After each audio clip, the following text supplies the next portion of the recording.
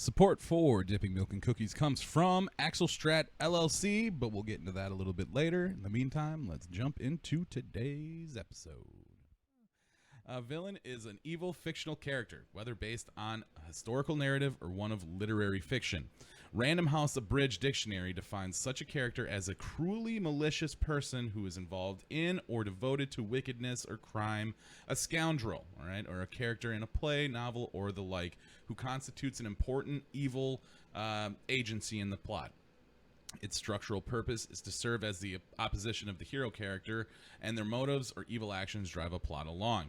In contrast to the hero, who is defined by their feats of ingenuity and bravery and their pursuit of justice and the greater good, a villain is often defined by their acts of cruelty, cunning, and displays immoral behavior that can oppose or pervert justice.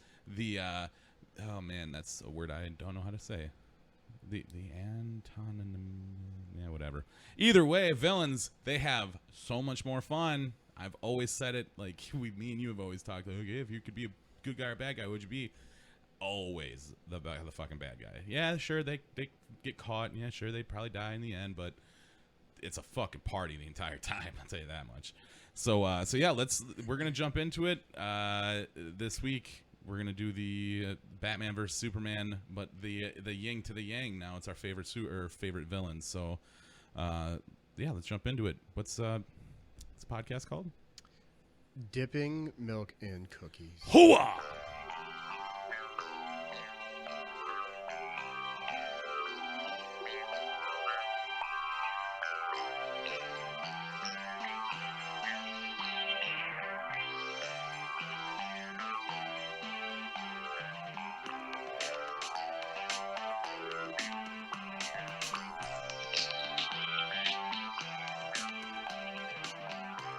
Welcome to Dipping Milk in Cookies with your hosts Garrett Cookie Smith and Michael Milkman Segovia.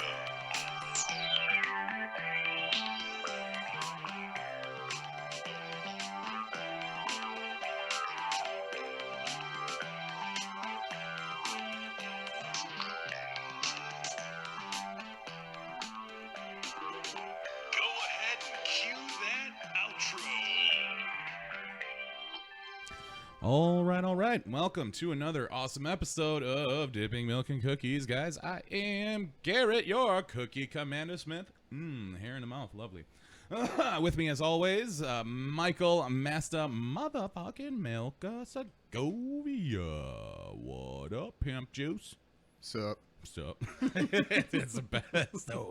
The one and only Alucard. Sup? It's so funny, dude. That's such a great, and like I don't really get down with anime that much, but like that one I watched and it was like, all right, I see what you're doing here. But yeah, that was a random thought. Anywho, welcome to the episode. How are you doing? That's what I was asking. I'm good. Good day. Yeah. Not so hot today. Yeah, actually. the heat, kind of cracking. That was fucking a lot of people up for sure. I'm burnt like a motherfucker on my shoulders. Went out on a boat with Marcus and his dad the other morning, all hungover. What's Marcus do? Is that a beer? Don't worry about it. Yeah, huh? You want one? No. Yeah. And then, burnt on the boat. That's why when you're on the boat, man, you could have done the Stone Cold. Just grab two of them, fucking doused yourself, and then just hopped right in the water and rinsed right off. Yeah. But yeah, no, this week has been, fucking hell. This week has been rough. Truth be told, a lot of extenuating circumstances that really threw some real shit into the works. But, we're not here to talk about that. Either way, it has been a rough week, but at the same time, it has been a really, really fun, great week as well. Really got some nice quality time with Marcus, which was nice. Went to round one, and we were at round one for fucking 3.5 hours the first session, and then like 2 hours the next day, playing that Maximum Tune. That's what it's called, Maximum Tune. But it's just like Initial D. I figured, yeah. But But yeah, that was nice. It was very nice. Went to Camino, got dinner 2 nights in a row. Always awesome. Fat Tony from fucking Camino. Those sandwiches are so goddamn good. It's just I haven't had Italian that yet. Italian beef, dude. But oh, it's so good. It's so good. I actually really want to go down there to get some food soon. Yeah. Yeah, let me know. If you want to go tomorrow, fuck. I got practice tomorrow. I'll meet you down there. I gotta work. Ah, shit. That's right. I know it's just going to be so hard going back to work tomorrow. But, yeah. But, I mean, it's a 2-day work week for me. So I don't work Sunday, and I'm taking Saturday. So I don't know if I want to go down to Illinois, though, for that party with Harley. I don't know if I'm going to have it in me to do it. I'm Saturday's not going gonna be able to go. No, yeah. I gotta work. I didn't even honestly know about it until Anthony said it to me the other day. I was Yeah. like, ugh. Yeah. But that's what I get for not being on a chat Yeah. very much lately with the game. That's all right. We haven't really been playing that much anyways. I haven't played in, almost a week. Yeah, I only get a couple games in. Very rarely do I get to like play for a while. You get a but session in. I get like that's why I don't even play Warzone. I just play multiplayer. I've just been leveling up guns just to fucking kill some time, you know. Mhm. I got 20 minutes while Lincoln's asleep and knock out 3-4 games real quick. you know? Yeah, that's definitely more feasible for you, for sure. I don't know, just haven't had time. Just really, that's so weird to think about, like, not really having the time to do it. I was gonna do it today, but couldn't even get out of fucking bed. Oh God, 3 days of just fucking hard in the paint drinking, bro. Like, ugh. But I digress. I'm alive. I'm here. Man, and this fucking Yeti is very big, very large, and it's filled with the iciest of ice water. Yummy.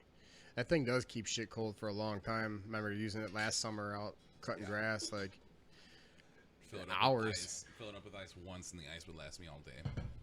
yeah, and you can see it's been beat to shit, you know. Oh, and yeah. It's fucking That seen thing better is- days. That thing has taken a couple of pretty hard spills off my forklift at work, dude. That's how I got both of these. The fucking bottom actually, I'm not gonna screw it off, but like there's dents all around the bottom because this thing will just pop off. Yeah, Well, get the fucking tape out, bro. no, you just put it back on and just right onto the concrete. Fucking good as new, baby. But yeah, let's jump into the episode. What we were gonna do is like with our Batman versus Iron Man episode, instead of doing our favorite superheroes, we're gonna do our favorite villains. Now, I'm still kind of torn on whether or not I want to use the Joker or Galactus. I already got everything up for How Galactus. about we do it like this? You do both of them because you know a lot about Joker, and that way then you can do a DC and a Marvel. I already have my Marvel guy, but while you're talking about one of yours, I'll find a villain because I mean I've seen plenty of DC shit, so I don't know which one specifically I like more because I've been into Marvel lately, but I'll find somebody and then we can kind of compare. You know, we'll start with Marvel first if you could. Okay. Because then I can go ahead and go with my Marvel right away, and then you can do your DC, and then I'll have my DC. Okay. So that way I can have some time to find it. All right. Well, my Marvel supervillain is Galactus. Now, Galactus, he's a fictional character, obviously appearing in American comic books published by Marvel. Formerly a mortal man, Galactus is a cosmic entity who originally consumed planets to sustain his life force and serves a functional role in the upkeep of the primary Marvel continuity. Galactus was first created by Stan Lee and Jack Kirby and first appeared in the comic book Fantastic Four number 48, published in March 1966. Now, I could just keep going, but actually I will keep going. Lee and Kirby wanted to introduce a character that broke away from the archetype of the standard villain. There we go. In the character's first appearance, Galactus was depicted as a godlike figure who feeds by draining living planets of their energy and operates without regard to morality and judgments of mortal beings. Galactus's initial origin was that of a space explorer named Galen, who gained cosmic abilities by passing near a star, but writer Mark Grunwald further developed the origin of the character, revealing that Galen lived during the previous universe that existed prior to the Big Bang, which began the current universe. As Galen's universe came to an end, Galen merged with the sentience of the universe to become Galactus, an entity that wielded such cosmic power as to require devouring entire planets to sustain his existence. That is so badass. I mean, dude. And not to mention, he's like a celestial. He's huge. He's a fucking... He eats planets. So, like, you fucking use your imagination, man. He's a big, big being. He's got the weirdest looking fucking outfit. That helmet, that hat that he wears with the fucking crazy spikes that go straight up. Oh, goddamn. Yeah, he's a badass. He's a badass. They tried to depict him a little bit in Fantastic Four: Rise of the Silver Surfer. He was supposed to be, you know, the big bad that the Silver Surfer was working for, which, you know, when he comes to Earth, see, that's the thing. They did it so fucking whack because they didn't even give him a body. It was just like he was this big cloud, this big cloud that was just enveloping the entire fucking planet. Which again, that just and didn't serve him any justice. But I have heard that now that Thanos is fucking kaput out of the MCU, Galactus might show up, because now they're talking about, now that Marvel owns the rights to the X-Men and the Fantastic Four, like, they're gonna get introduced into the MCU, and they're gonna need another big bad. And if they're gonna introduce Fantastic Four with the Avengers, then it makes most sense that would be Galactus. So here's to keeping the fingers crossed. Let's see here. The character has been featured in other Marvel media, such as arcade games, video games, animated television series, and the 2007 film Fantastic Four: Rise of the Silver Surfer. In 2009, Galactus ranked 5th on IGN's list of top 100 comic book villains, which cited the character's larger-than-life presence as making him one of the more important villains ever created. IGN also noted Galactus is one of the few villains on our list to really defy the definition of an evildoer, as the character is compelled to destroy worlds because of his hunger. That's what's so crazy. Like, the dude, it's not even like, I want to go kill all these people to kill all these people. Like, motherfucker, I'm hungry. Like, and you're the closest, and you taste kind of good from where I'm standing right now. So I'm gonna come eat your ass. But just to go over some of his powers and abilities real quick. The first and oldest living entity in the universe, Galactus, was created during the union of the sentience of the universe and Galen of Ta, and is described as the physical metamorphosized embodiment of a cosmos. That sounds so badass too, man. Although not an abstract, non-corporeal entity, his true form cannot be perceived by most beings. Each species sees Galactus in a form they can comprehend. Similar to their race or a deity of their religion, Galactus can also appear as a humanoid star when addressing fellow members of the cosmic hierarchy. Those actions of consuming planets, Galactus embodies a living force of nature whose existence is necessary to correct the imbalances between the conceptual entities eternity and death, as well as to serve as a cosmic test of survival for civilizations. Additionally, the continued existence of Galactus ensures the confinement of the cosmic entity Abraxas. As Galactus requires planets with the potential to support life, his existence also causes the extinction of entire extraterrestrial civilizations. Consumptions of planets maintains Galactus' ability to use his powers. To facilitate consumption, he can employ the elemental converter, which efficiently converts matter into energy. Alternatively, Galactus can absorb energy directly from cosmic beings and even mystical entities, though with unpredictable results. There we go. Processing this cosmic energy allows Galactus to utilize a form known as the Power Cosmic to perform feats, which have included universal cosmic awareness, telepathy, telekinesis, energy projection, size alteration, transmutation of matter, teleportation of objects across space, creation of force fields and interdimensional portals, creation of life, resurrection, manipulating souls, memories and emotions, and mass scale events such as recreating dead worlds in every detail, including illusions of their entire populations, and destroying multiple solar systems simultaneously. In other words, this guy's a fucking badass. Like I said, this dude is he's no joke. He's the real fucking deal. To aid in his search for suitable planets, Galactus frequently appoints an individual as his herald, granting each in a turn a small fraction of the power cosmic. This power replaces the auras or souls of the recipient, with each wielder's physical form adapting to store the energy and in turn allow manipulation for feats such as energy projection. Galactus is also capable of removing the power cosmic from the herald. Galactus has on occasion been severely weakened due to a lack of sustenance, and on occasion was defeated whilst in this state by the combined Fantastic Four and Avengers. In this weakened condition, Galactus has also shown susceptibility to Icon's spell, which forces him to remember all of the beings that he has destroyed from his feeding. Whew, that would suck. Galactus also employs incredibly advanced science capable of producing objects such as the Punisher robots, the Ultimate Nullifier, a weapon capable of destroying and remaking the multiverse, and his space station Ta-2. Reed Richards has, who is Mr. Fantastic, by the way, has speculated that Ta-2 may be the greatest source of energy in the universe. So, and then there's a whole list of fucking heralds that he's had over the years: Tyrant, Fallen One, Airwalker, Fire Lord, Destroyer, Terrax the Tamer, Nova, Morg the Executioner, Redshift, Stardust, Praetor, Rom the Space Knight, Human Torch, Anti-Man, Dazzler, Doctor Strange, Thor. Crazy. I didn't know that.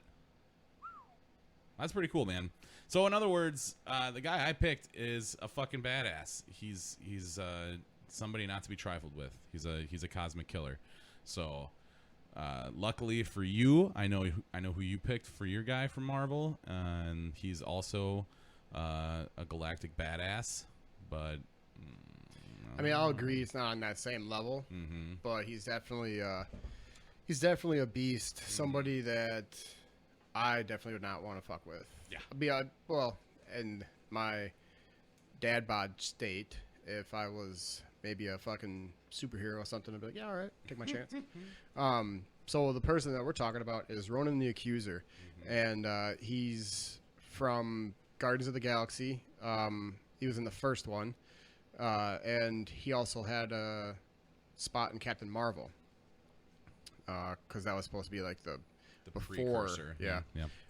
So, and if everybody remembers Ronan the Accuser from Guardians of the Galaxy, he's a fucking massive dude. He's played by Lee Pace. I believe he's at least 6'3", 6'4". So, I mean, that's a pretty big man, and he's just jacked too.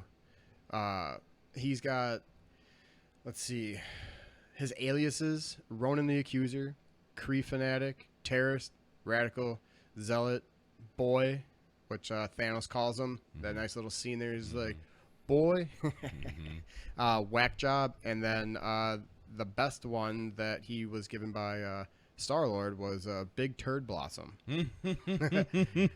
So there's the snippet I think is really great. A good line from him is it goes, they call me Terrorist, Radical, Zealot, because I obey the ancient laws of my people, the Kree, and punish those who do not, because I do not forgive your people for taking the life of my father and his father before him. 1,000 years of war between us will not be forgotten. Like, that's one of those lines in a movie where it's just like, all right, Goosebumps. I could follow this guy. Yeah.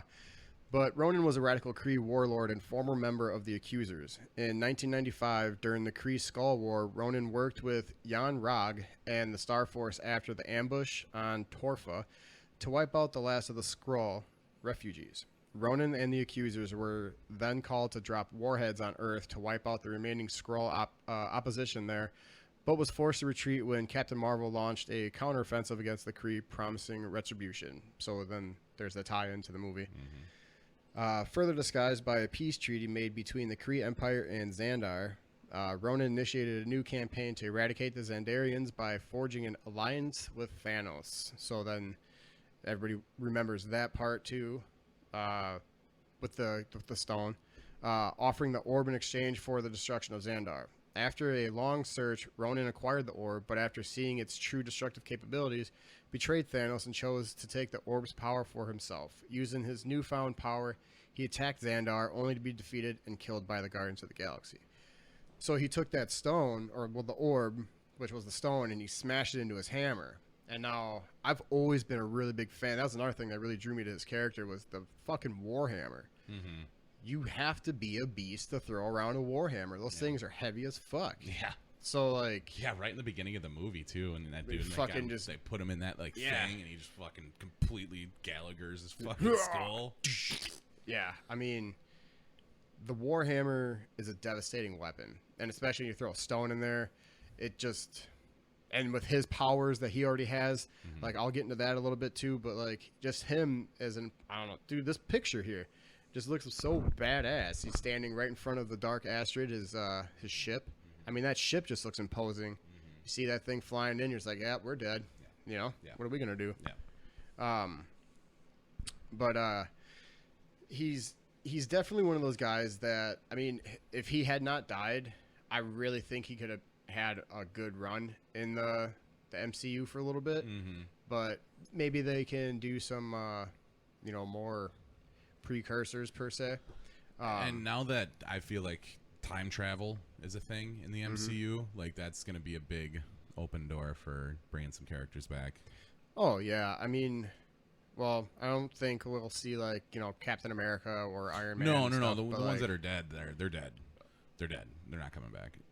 And if they do, it's only going to be for a fleeting post-credit scene or some shit like that, and it probably won't have any kind of relevance. I don't think they would do that, because now, especially like I said, now that they have the rights to fucking Fantastic Four and X-Men, we don't need Iron Man and Captain America anymore. Yeah, no, they're done. Sorry, I didn't mean to cut you No, off. you're fine, man. That's all right, because this has so much stuff in it, and, like, Oh yeah. Yeah. got to pick and choose what you're going to touch on, because we have two more Exactly. guys to go over. Yeah. So I'm going to talk a little bit about his personality here, Mm-hmm. which I think is important because that helps you to understand the person. Yeah. Or the character of, like, what maybe I might relate to in terms of, like, his personality. Mm-hmm. So Ronan was a proud and passionate crusader who fiercely upheld ancient Kree teachings and thought that everyone in the galaxy should be judged by them, holding Kree culture to be superior. While he once fought for them and against the Skrulls, Ronan had expressed contempt even towards his fellow Kree who signed the peace treaty with Xandar. He believed his power and self-righteousness gave him the authority to punish those he deemed unwilling or incapable of following his severe moral code, although he was pragmatic enough to form an alliance with Thanos to destroy Xandar. Prior to the signing of the Xandarian Kree treaty, Ronan was much more composed and calm. He seemed to know his limits as he retreated from the awesome onslaught of Captain Marvel despite later challenging Thanos, demonstrating that he wasn't an individual who disposed of his own men usually, yet promising in return. However, once the peace treaty was signed, this drastically changed to the point where it became a fucking son of a bitch. However, once the peace treaty was signed and drastically changed to the point where it became a fanatical zealot determined to burn Xandar and his people to the ground. Since the war with Xandar killed his ancestors, Ronan not only opposed peace with Xandar, but decided to carry out his retribution on the entire present generation of Xandarians, regardless of their complicity in the war or lack thereof. Ronan saw his warped views as justice, but they ultimately amounted to a form of might makes right, which makes no sense in that sentence there. Such a mindset allowed him to kill hundreds of innocent lives, including the inhabitants of the Kiln, if he felt that they would get in the way with his overall plans for justice. Even so, he had enough sense to recognize Thanos' cruelty and betrayed him, although much as this stemmed from his personal insults. Despite claiming that he engaged in this conflict with Xandar for the honor of the Kree Empire and saw no wrong on his actions because he just obeyed the ancient laws of his people, Ronan took the the great personal delight in the pain and suffering he inflicted upon his victims. Drax the Destroyer recalled hearing Ronan laugh as he slaughtered his wife and daughter, and when he confronted Ronan over this, he only mocked him further and claimed to not recall their deaths. When Star-Lord screamed in agony as he was torn apart by the Power Stone, Ronan looked on and laughed at his enemy's suffering without an ounce of pity. Ronan was also willing to punish his allies with death if they didn't follow his commands, such as when he asked for Nebula and Gamora to be dispatched to the ship despite his dislike of being observed by them. As then Thanos noted, his obsession to destroy the Xandarians was clouding his judgment. So, for that guy is just so driven. I mean, I guess that's what I like about him, is that determination where it's just like he knows what he wants and he's gonna get it, and if you're not gonna get down with that, well, I'm gonna kill you. Like, you're just gonna be another guy in my way. Don't be standing on the tracks when the train's coming through. So some of his powers, as a Kree, Ronan possessed all the natural attributes common among his people, such as blue skin coloration, as well as superhuman strength, durability, and recuperation. However, it appears that his natural abilities are greater than most of his species, likely due to his status as an accuser and his advanced technology. So his superhuman strength. He was known to be among the strongest of the Krees, even being worshipped by some for his great power. Ronan possessed enough strength to easily overpower someone as strong as Drax the Destroyer, even tossing him around like a rag doll and heavily staggering him. His strength was even impressive enough to allow him to survive direct exposure to the Power Stones long enough until combining it with his Cosmi Rod. So that'd be the hammer. His exposure to the Infinity Stone appeared to have greatly augmented his physical strength as he easily defeated the Guardians of the Galaxy, which is a really good fight scene, too. I mean, like, dude, just one guy taking a shit out of fucking A team. 5 dudes. Just A like, team. get out of here. Yeah. His superhuman durability, while not indestructible, Ronan had incredible durability that was well beyond that of a human. He was unfazed by Drax's best punches and was able to withstand the intense power of the Infinity Stone. He has enhanced agility. Despite his large size, he's able to be incredible agile, as he was able to effortlessly overcome the attacks of Drax the Destroyer. See, Drax, I don't know. I think he is a badass character, but like, that's still, there's like tiers, obviously. You know, he's like a ballpen kind of guy when it comes to these kind of fights. Yeah. He's an expert tactician, experienced and exonerated member of the Kree military, and as such, he was highly trained strategist. He led to the Sicarians during the Battle of Xandar. Ronan also led his forces above Torfa and C-53. Hammer mastery.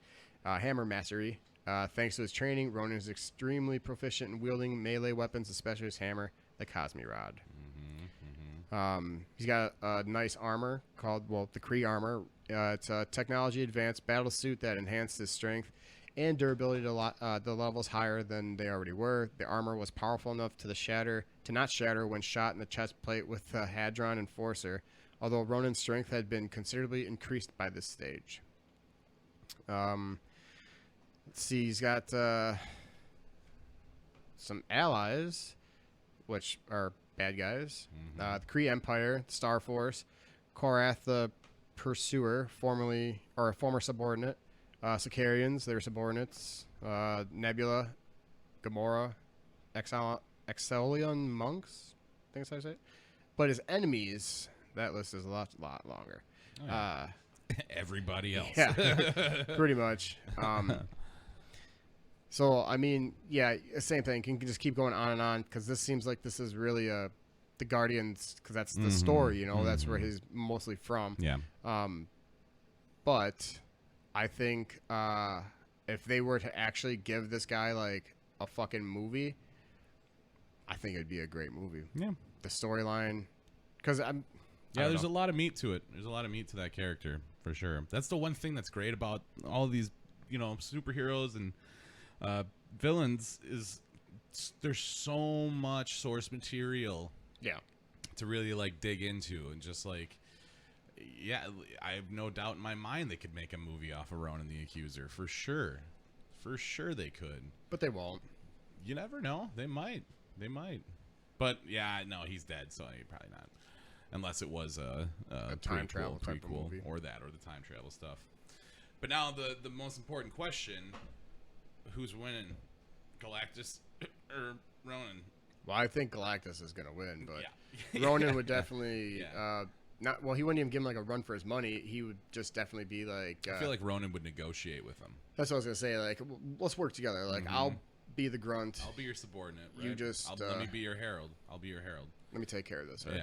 Yeah. That's what I feel like would happen too. Because Ronan's very, very smart. He's very slick. He's fucking greasy, dude. He's just greasy. So Yeah. like, he's While smart. he's working with Galactus, he's going to be thinking of like how he's going to be able to kill him. Oh like he yeah, did, like, no, with he's Thanos. just he's gonna figure out exactly. He's gonna try to figure out what your weak spots are, Yeah. and where your guards down, and he's gonna try to fucking do it if he thinks he can. Of course he's going to. But yeah, no, Galactus can fuck out of here. But obviously Galactus, that was kind of an unfair pick. I should have picked something more so like Ronan. But that's like, all where right you because could I think actually this. fist fight. I think it's going to be similar with this DC one. Okay. I cool. think so. Cool. Well, before we swap sides to the DC, let's take a quick break and hop in with our sponsor. Axelstrat is a company built on core values of integrity, sustainability, and innovation, and is passionate about finding solutions for business growth.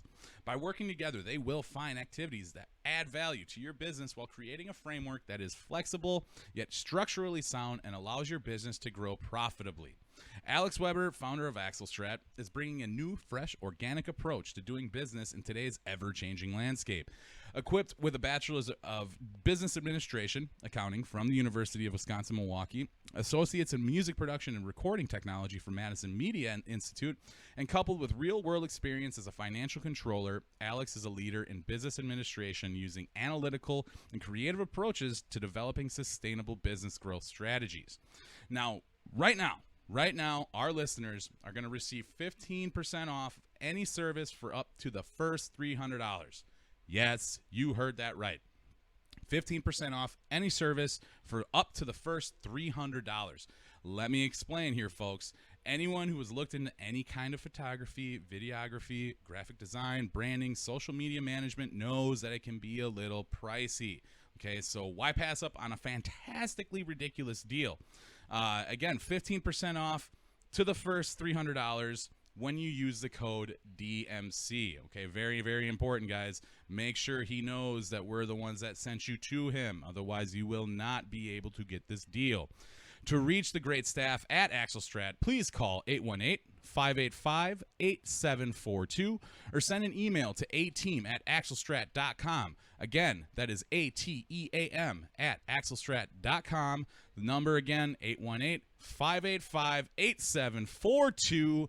Prepare yourself to be stratified. All right, and we are back, and we are now ready to jump into the DC side of the conversation.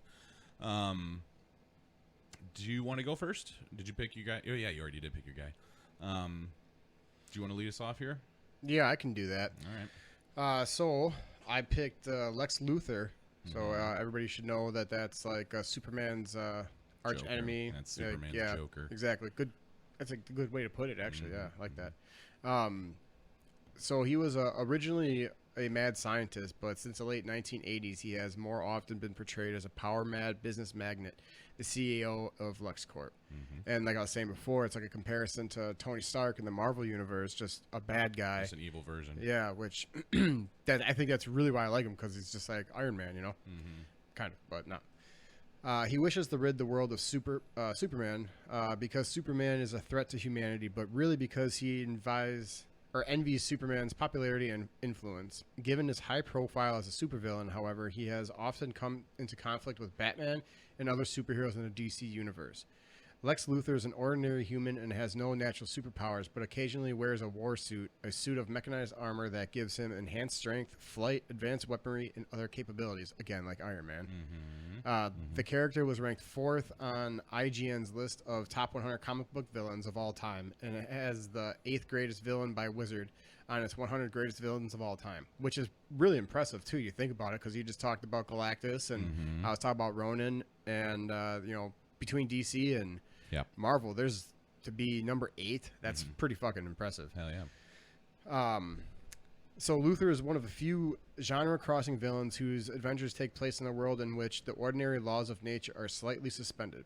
Scott James Wells, Sherman Howard, John Shea, Michael Rosenbaum, and John Cryer have portrayed the character in television series, while Lyle Tabbitt, Gene Hackman, Kevin Spacey, and Jesse Eisenberg have portrayed the character in films. Several actors have provided Luthor's voice in animated adaptations, including Clancy Brown, Mark Rolston, and James Marsters. That's a pretty impressive lineup to have played him on in the movies. You know? Man, and I will say the movie was absolute trash. But Jesse Eisenberg was the Kevin Spacey's fucking Lex Luthor in Superman Returns was the shit. He played him perfectly. But I will say Jesse Eisenberg, surprisingly enough, he played the character pretty well himself. And I mean, obviously Gene Hackman's the original, so you know, of course you're gonna love that guy. But yeah, Kevin Spacey's portrayal, dude, I just remember that one part when he's got fucking Lois Lane on his boat, and he's just like, "Come on, I know you want to say it. Just say it. Just one time for me. Come on." She's just like, I don't know, she's just like, "Come on, no, that's not it. Just come on, say it. Just say it, please." Superman, wrong, right in her face. Like, oh my god, dude. That, yeah. Keep going. I'm sorry. So Lex Luthor here. Let's kind of talk about his abilities. He's got genius intellect, proficient engineer with exceptional technological prowess, via high-tech war suit. He's got superhuman strength, speed, and durability, energy projection, force fields, flight, and advanced weaponry. I mean, that's just saying or screaming Iron Man. You know, I love that. I love that. His notable aliases are Mockingbird, Kryptonite Man, Superman, Atom Man, Apex Lex. Team affiliations: the Injustice League, Injustice Gang, Legion of Doom, the Justice League, Secret Six, Inner Gang, Secret Society, and LexCorp. He was created by Jerry Siegel and Joe Shuster, and his first appearance was Action Comics number 23 in April of 1940. And this is again published by DC Comics. So in the creation and development, in his first story appearance, Action Comics number 23, the 1940, Luthor is depicted as a diabolical genius and is referred to only by his surname. He resides in a flying city suspended by a dirigible and plots to provoke a war between two European nations. Lois Lane and Clark Kent investigate, which results in Lois being kidnapped. Luthor battles Superman with a green ray, but he is ultimately defeated and Lois is rescued. Superman destroys Luthor's dirigible with him still on it, implying Luthor may have died. Stories ending with Luthor's apparent death become common in his earliest appearances, with him turning up alive later on. Luthor returns in Superman number 4 and steals a weapon from the U.S. Army capable of causing earthquakes. Superman battles and defeats Luthor, then destroys the earthquake device. The scientist who made the device commits suicide to prevent its reinvention. In a story in the same issue, Luthor creates a city on the sunken lost continent of Pacifo? Pacifo? P-A-C-I-F-O? Pacifo? Either way. And populates it with recreated prehistoric monsters he plans to unleash upon the world. Fuck that. Yep. Superman thwarts his plan, and Luthor is seemingly killed by the dinosaurs he created. Luthor returns in Superman number 5 with a plan to place hypnotic gas in the offices of influential people so he can throw the nation into a depression with the help of corrupt financier Mosley. The story ends with Superman defeating him. Let's see here.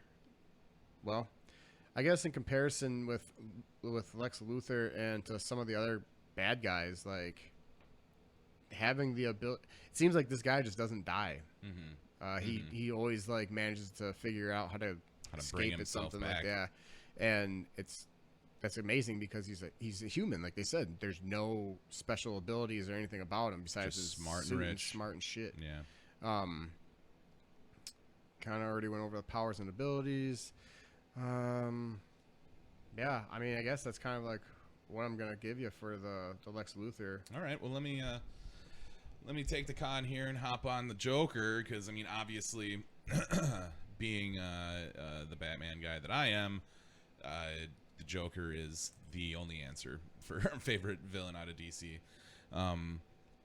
Now, for everybody who doesn't know who the Joker is, again, fuck yourself. The Joker is a supervillain created by Bill Finger, Bob Kane, and Jerry Robinson, who have first appeared in the debut issue of the comic book Batman, published by DC. Credit for the Joker's creation is disputed. Kane and Robinson claimed responsibility for the Joker's design while acknowledging Finger's writing contribution. Although the Joker was planned to be killed off during his initial appearance, he was spared by an editorial intervention, allowing the character to endure as the arch enemy of the superhero Batman. Now, there's been so many versions. There's been so many versions of this guy's origins. Though many of them have been related, a definitive history of the Joker has never been established in the comics. Okay, and his true name has never been confirmed. Nobody really knows who he is. So that's also another thing that makes the Joker just that much more menacing. Is like, we have an idea, but we can't confirm any of this shit. And so, like, I mean, obviously with the comic books, that's a different world, you know. So like, you can do different storylines, but like in the movies and everything like that, it's still very creepy. It's portrayed like you don't know who he is. You don't know who he is. He's just a fucking psycho. It's just a psycho. Detective Comics number 168, released in February 1951, revealed that he had been a criminal known as the Red Hood. In the story, the Red Hood was robbing the Monarch playing card factory and encountered Batman for the first time. He tried to escape from the Dark Knight by fleeing to the Ace chemical plant, where he fell into a vat of chemicals. He survived, but the chemicals had radically changed his body, resulting in chalk-white skin, emerald green hair, and a bizarre ruby-red grin. I remember that. I believe it was the animated series. Mm-hmm. Where that episode where he falls in there and then he comes out. The most widely cited backstory can be seen in Alan Moore's The Killing Joke. It depicts him as originally being an engineer at a chemical plant who quits his job to pursue his dream of being a stand-up comedian, only to fail miserably.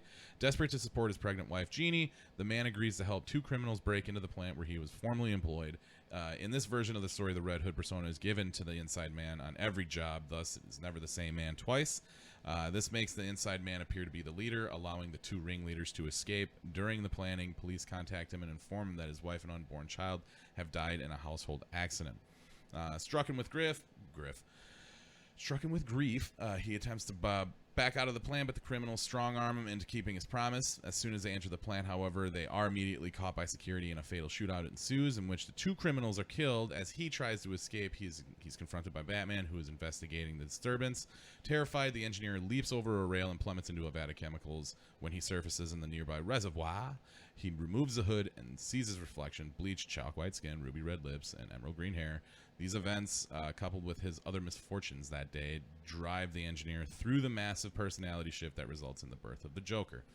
So, you know, there's been so many reiterations of the same character. You know, it's really hard to put your finger on it.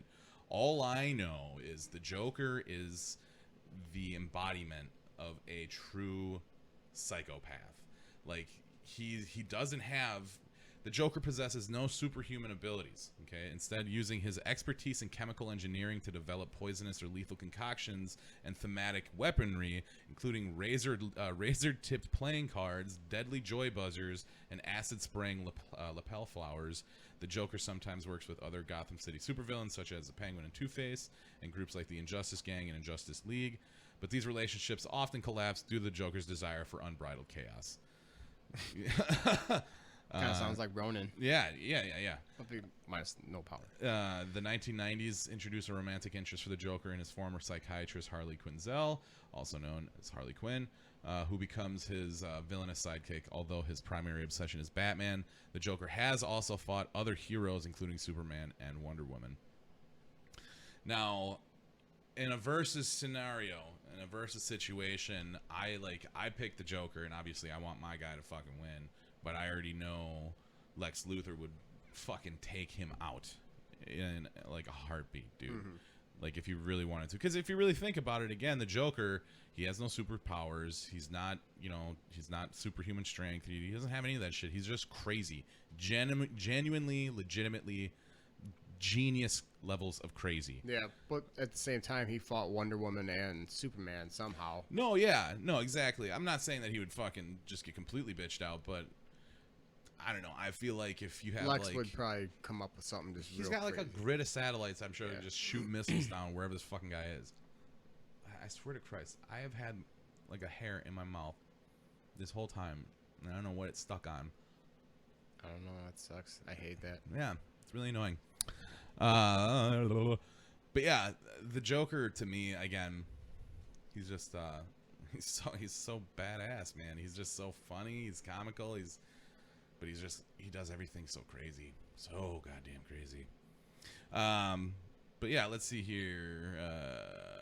The Joker has been adapted to serve as Batman's adversary in live-action, animated, and video game incarnations, including the 1960s Batman television series played by Cesar Romero, and in films by Jack Nicholson in 1989's Batman, Heath Ledger in The Dark Knight, which was 2008, and Joaquin Phoenix in Joker, which just came out last year, which I just finally watched it, and it was pretty good. It's pretty good. I gotta watch it yet. It's pretty good, man. It's pretty good. Like, it's not what you think it was gonna be, but it was entertaining. It was entertaining. Watching the descent at the very end, like when everything starts to hit the fan, like that was cool. Like Emily said it, she was just like, how does he become so powerful? Like, because he's portrayed in that movie as like a total fucking wiener, you know, like always getting shit on, but he's a little crazy, and then yeah, it finally all fucking collapses, and watching Joaquin Phoenix just completely descend into the Joker, that shit's pretty cool. Ledger and Phoenix each earned an Academy Award for their portrayals. Mark Hamill and Troy Baker have provided the character's voice for animated stuff. Obviously, Mark Hamill, you know, I remember the day when I found out that Luke Skywalker did the voice for one of my favorite cartoon characters ever. I was like, shut the fuck up. That's Luke Skywalker. No, it's not. And then, sure as shit, I remember watching that cartoon, that next opportunity, and I saw Mark Hamill, and I was like, huh. Yeah. That's pretty fucking rad, man.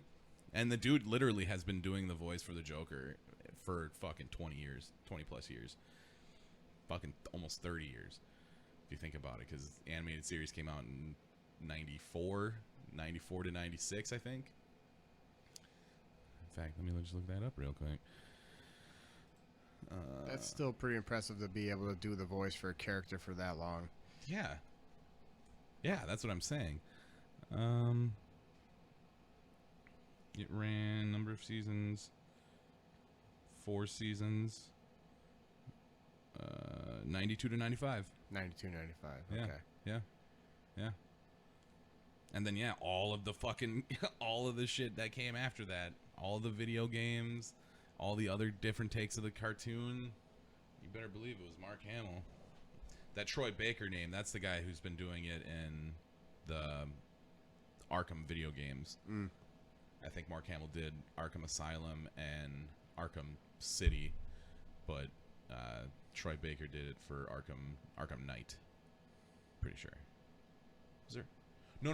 Arkham Origins. Arkham Origins and Arkham Knight. That's it. Got it. But yeah, man, the both of them are fucking bad. They're bad guys. They are bad guys.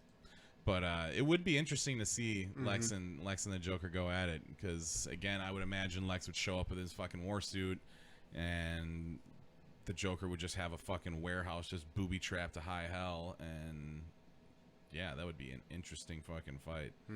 But I do think Joker would unfortunately get it in the end. But that's just my opinion. Yeah, that was all right though. That was fun. It's cool. I always like digging in a little bit more into, especially like cartoon characters or comic characters and stuff, because you grow up with the character, and you only pay so much attention. You remember the big stuff, but you dig a little bit deeper and you find out some cool facts. Like, did you look at this guy right here? That was like the reference for the Joker, and it was an actual dude in the 20s or 40s. Yeah, he looks like a fucking psychopath. Yeah, it looks like the Joker. Like, Looks like the Joker. if it Probably were a just- sweetheart of a guy too, though. Just the nicest guy. Yeah, probably. Conrad Veidt. That was his name. Yeah, sounds like a nice guy. Yeah, right. Johnny, what's up, buddy? Hey. Hey, there's a couple of guys going around. But yeah, we should wrap this up. It's getting late. I know you got to get out of here. What is next week? We're getting closer to the photography episode. I think that is next week. Okay, well then I'm gonna have to coordinate that with Alex. If not, then we can We'll just just skip it. flip-flop. Yeah. All right. Well, guys, make sure you swing by Facebook.com/Dipping Milk and Cookies. Go like and share the page, please. Everybody showing support by liking and sharing the Cookie Commander and Master Milker solo pages. That's fun watching Yes, those thank you, numbers guys. grow. But do it with the podcast too, because that's where that number has still been stuck at 464 for the longest. I think it's at like 467 now. Okay. 469. I want to break 500. That's what We I will. want to do. Yeah. We will. Oh no, I know. It's a slow build. We're on Jesus Christ, brain fart. We are on Podbean, iTunes, Spotify, YouTube. Make sure if you're swinging by YouTube to check us out, you are subscribing to the DMC Studio DMC YouTube channel. Helps with the algorithm, gain attention for us. So yeah, make sure you guys do that.